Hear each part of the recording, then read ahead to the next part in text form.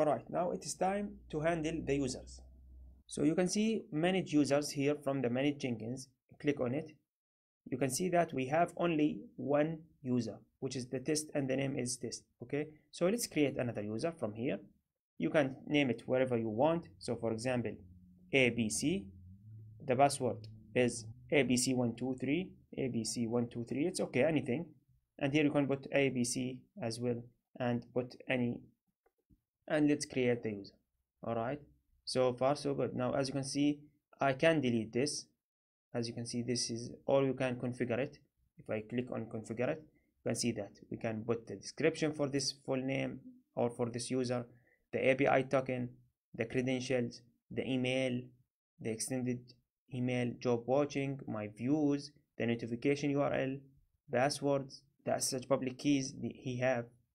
Actually, I don't think, but you can see that I am using the test user, and this user actually is administrator. Don't worry about the privileges or the permissions. We will handle that on a separate lecture. How to give each user, how to make it administrator, how to make it list of privilege, act of authority, and so on. Everything will be handled on the security lecture. Don't worry about that.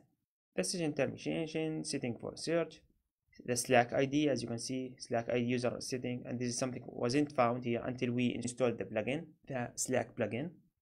And here you can, the user defined time zone, you can put the default or whatever time zone he is. So if you have a multi-region company and you have people working from many different regions remotely, let's say, and you want to put their time zone and so on. So if I log out, for example, from the test user and I ABC123, you can see that we already logged in. So everything is working fine. Okay, and you can add users as much as you want.